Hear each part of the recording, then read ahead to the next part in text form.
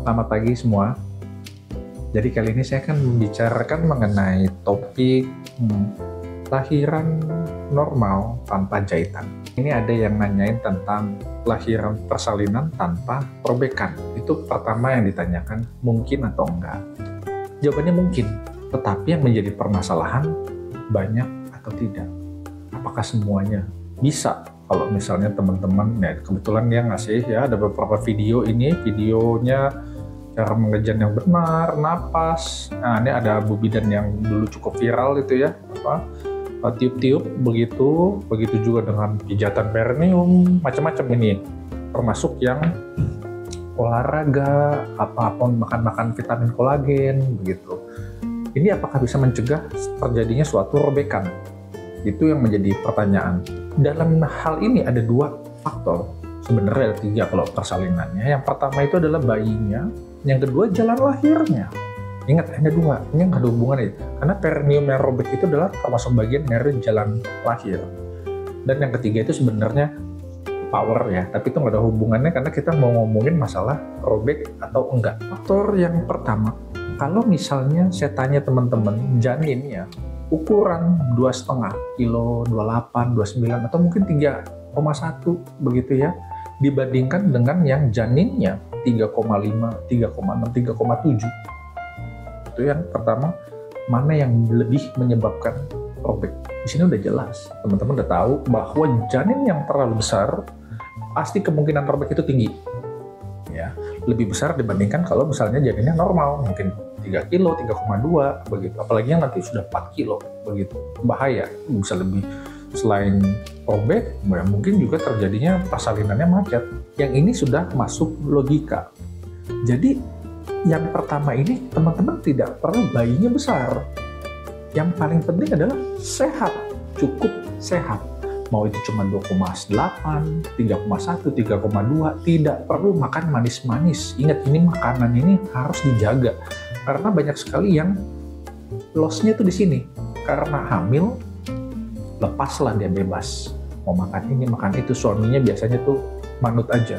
Apalagi kalau di tempat-tempat saya dulu tuh biasa begituannya dikasih itu ibunya. Bahkan bablas itu bayinya. Bagian ketemu saya ngomel-ngomel. Nah sekarang yang kedua, mengenai bayi juga. Kalau teman-teman sudah tahu lahirannya HPL-nya misalnya adalah pada tanggal sekian. Kalau sampai lewat satu minggu, itu bayi makin besar atau makin kecil? Kan pasti makin besar. Nah jadi di sini, kalau teman-teman lahiran itu ya bagusnya 38, 39 minggu, dibandingkan dengan yang 40, 41, apalagi udah lewat, tentu di sana itu akan lebih besar. Dalam waktu 1 minggu, itu kenaikan bisa mencapai 250 gram sampai 300. Nah jadi kalau udah matang begini nih hati-hati, kadang-kadang makan itu makin jadi, dulu naiknya cuma dikit begitu, karena 38, 37, 38 minggu, tahu-tahu bisa nambah setengah kilo lebih. Nah jadi di sini usahakan tidak melewati HPL, disesuaikan dengan HPL.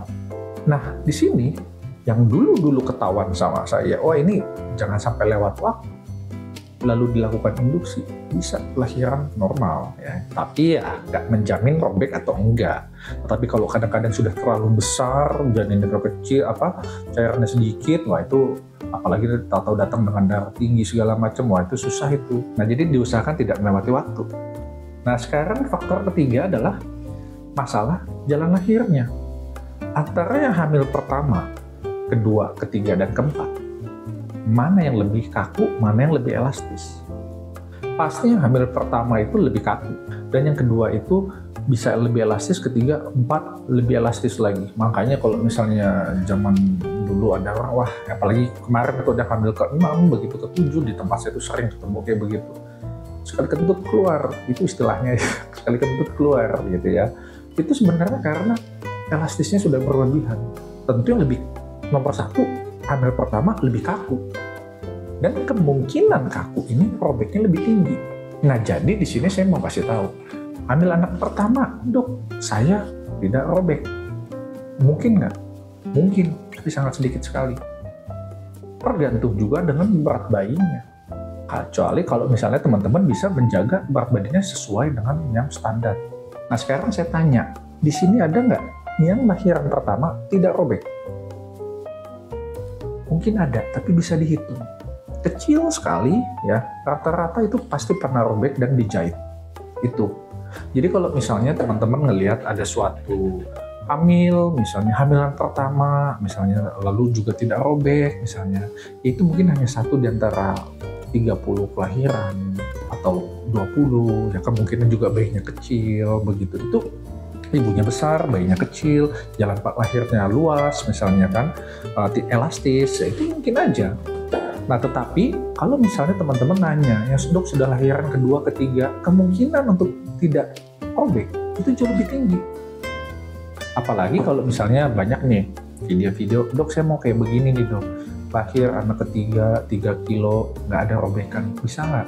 Dia dengan nafas misalnya apa yang viral gitulah ya, gitu caranya diikutin begitu kan, bisa nggak? Sebenarnya nggak perlu ngikutin caranya kayak begitu atau gimana pun itu ya. Anak pertama lahirnya berapa? 3,7 begitu. Ada jahitan nggak? Oh ada dulu, biasanya gitu. Ada jahitan, dijahit. Anak kedua lahir 3,5, tidak ada jahitan. Anak ketiga, yang sekarang perkiraannya cuma 3 kilo, mungkin saja yang selanjutnya ini tidak akan ada jahitan. Jadi sebenarnya ada jahitan atau tidak ada jahitan itu sebenarnya sangat relatif di sini. Memang betul bahwa ini cara mengejan yang benar supaya tidak robek. Itu betul. Seperti yang dikasih tahu itu juga ada juga termasuk yang kayak tiup-tiup misalnya begitu. Nah, tiup-tiup itu kalau sudah pala udah di luar. Karena pada saat ini pala sudah di luar begitu kan ya. Ini perenggangan ini nggak bisa langsung disodok, pasti robek kalau ibunya mengejannya nggak benar.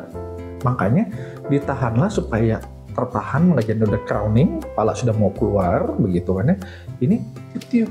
Nah, lalu faktor yang penolong persalinan juga penting karena tugasnya adalah menjaga supaya perineumnya tidak robek, dijaga. Kalau kelihatannya sudah mau robek, harus digunting biar robekannya bagus, tidak kemana-mana. Itu yang pertama ya. Yang kedua, tujuannya itu menentukan palanya itu lahir dalam posisi yang tetap nunduk. Karena kalau langsung keluar begini ditahan, itu kan lebar sini kan lebih besar, itu pasti akan robek. Jadi ini semua faktor saling mendukung. Termasuk juga kalau misalnya di sini teman-teman tahu kan pijat perineum, mungkin nggak dok pijat perineum? Ya mungkin karena memang sudah ada penelitiannya. Tapi rasanya termasuk pijat perineum pun ataupun yang lain-lain itu tidak ada dokter yang bisa menjamin kamu lahir tidak ada robekan. Begitu. Yang kecuali kalau memang jelas, oh ini sudah anaknya kok anak ketiga, anak keempat, tidak ada ini. Tapi kalau anak lahir pertama begitu, rasanya nggak ada yang berani. Karena memang setiap elastisitas itu juga sudah dijelaskan ya, banyak dokter ngomong tiap orang beda-beda. Dok saya minum kolagen aja biar elastis, misalnya begitu kan, di bawahnya udah dielastis dipijat perineum lagi, misalnya begitu.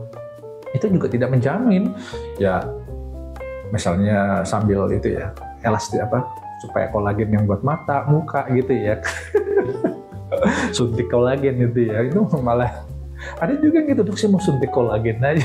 Tapi memang meskipun itu mendukung, tapi itu tidak menjamin. Nah, jadi sebenarnya kalau teman-teman nanyain apakah persiapan lahiran normal tanpa robekan itu apa aja, yang itu semua itu bisa, termasuk senam, tapi itu nanti kita ngomongin satu-satu. Karena sekarang sebenarnya kita ngomongin umum dulu ya, meskipun nanti banyak teman-teman yang nanya spesifik mengenai lahiran, ya proses persalinan itu banyak, saya satu-satu. Cuma saya mesti kasih tahu dari awal bahwa memang gambarnya semacam itu, kepastian tidak ada, tetapi cuma ada 2 faktor. Semakin judulnya lahiran, artinya bayi dan jalan lahir.